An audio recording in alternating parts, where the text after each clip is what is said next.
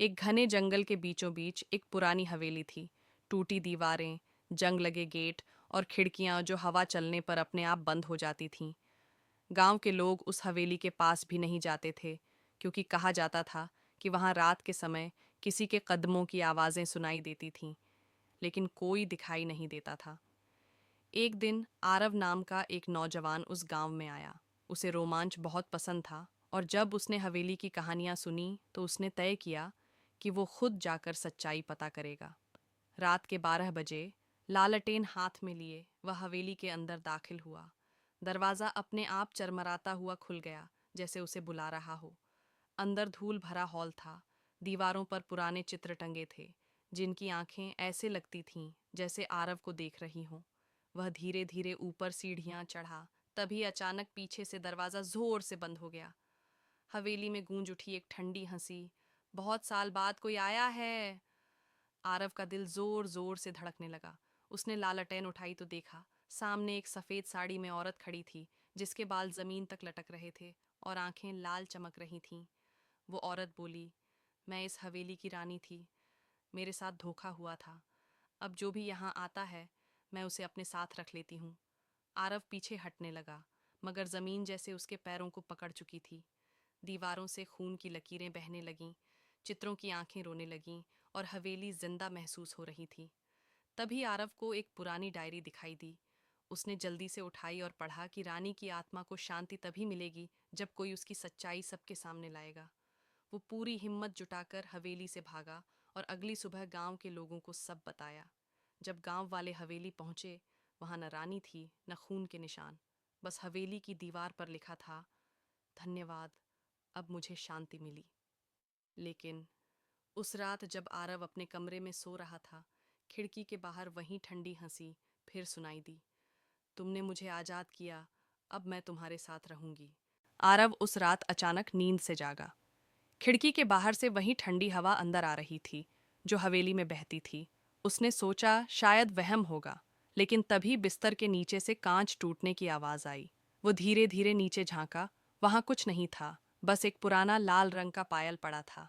आरव ने उसे उठाया तो कमरे में हल्की सी हंसी गूंज उठी। वही रानी की आवाज़, कहाँ था ना, मैं तुम्हारे साथ रहूंगी। आरव के हाथ कांपने लगे।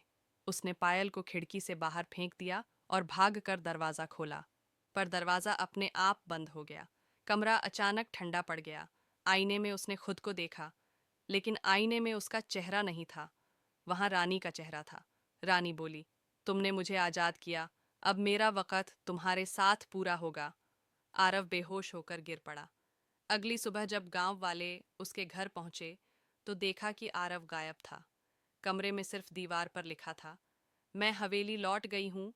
गांव वाले डर के मारे फिर कभी उस हवेली के पास नहीं गए। पर हर पूर्णिमा की रात हवेली की खिड़कियों में लाल रोशनी जल उठती और किसी औरत की परछाई दिखाई देती। उसके साथ खड़ा एक नौजवान भी। लोग कहते हैं वो आरव था, जो अब रानी के साथ हमेशा के लिए हवेली में बंध गया था। लेकिन कहानी यहीं ख़त्म नहीं होती, क्योंकि पिछले साल कुछ कॉलेज के बच्चे वही हवेली एक्सप्लोर करने गए थे, और उनके कैमरे में जो रिकॉर्ड हुआ उसने सबको हिला दिया। 3 कॉलेज के दोस्त थे, सोनिया, विवेक और करण। तीनों हॉरर कंटेंट बनाते थे, और उन्हें किसी ने उस हवेली की कहानी सुनाई, जहां रानी और आरव की आत्माएं रहती थीं। सोनिया बोली, अगर वहां कुछ सच्चा निकला तो हमारा चैनल वायरल हो जाएगा। विवेक हंसते हुए बोला, भूत प्रेत जैसी कोई चीज़ नहीं होती। करण चुप था। उसकी आंखों में थोड़ा डर, थोड़ा जोश था। वे रात को 12 बजे हवेली पहुंचे। गेट अब भी टूटा हुआ था, लेकिन जब उन्होंने अंदर कदम रखा, हवेली जैसे जिंदा हो गई। दीवारों से हवा नहीं, बल्कि सिसकियों की आवाज़ आ रही थी। सोनिया ने कैमरा चालू किया। दोस्तों, आज हम आपको दिखाने जा रहे हैं वो हवेली जहां लोग कहते हैं आत्माएं रहती हैं। जैसे ही उन्होंने कैमरे का फोकस पुराने हॉल पर किया, अचानक स्क्रीन पर कुछ झिलमिलाया। एक सफ़ेद साया पल भर के लिए दिखा और फिर गायब हो गया। विवेक बोला, शायद कैमरे का गड़बड़ है, पर सोनिया ने रिकॉर्डिंग प्ले की और देखा कि उस साये के पीछे एक लड़के की परछाई भी थी, बिल्कुल आरव जैसी। आगे बढ़ते हुए वे हवेली के ऊपर वाले कमरे में पहुंचे। वहां एक पुराना आईना रखा था, धूल से भरा हुआ। सोनिया ने कैमरे को उस पर घुमाया और कैमरे में तीनों की परछाई नहीं, बल्कि रानी का चेहरा दिखा।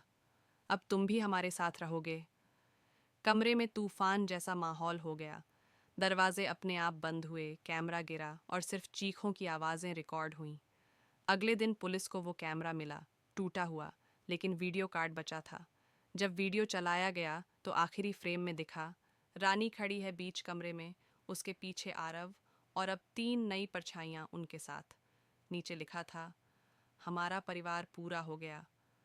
लेकिन सबसे डरावनी बात ये थी, वीडियो के अंत में कैमरा अचानक खुद चालू हो गया और स्क्रीन पर एक नई आवाज़ आई, अगला कौन आएगा हवेली में? गांव में अब भी हवेली का डर कायम था। लोग उस दिशा में देखना भी पसंद नहीं करते थे। लेकिन एक दिन आरुषि नाम की एक पत्रकार उस गांव में पहुंची। उसने हवेली की कहानी सुनी और सोचा, अगर ये सब सच है तो दुनिया को जानना चाहिए। वो कैमरा, लैपटॉप और कुछ रिकॉर्डिंग उपकरण लेकर हवेली के रहस्य को उजागर करने निकली। रात के अंधेरे में जब वो हवेली के गेट पर पहुंची तो हवा अपने आप चलने लगी। पेड़ों की डालियां ऐसे हिल रही थीं जैसे किसी ने छुआ हो।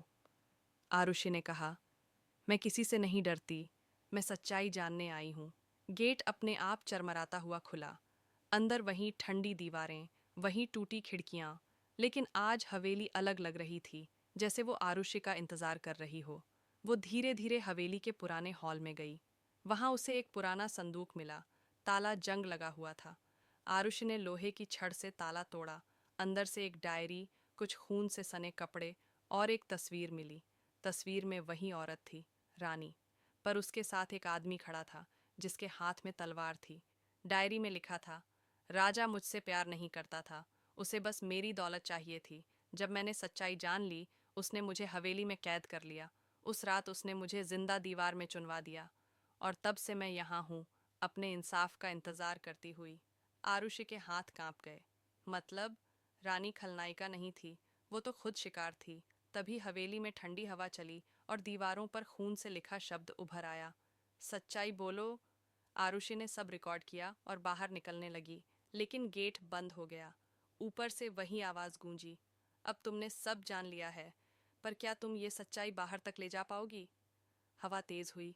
आईने में आरुषि ने देखा, पीछे रानी खड़ी थी, पर इस बार उसकी आंखों में आंसू थे, लाल रोशनी नहीं।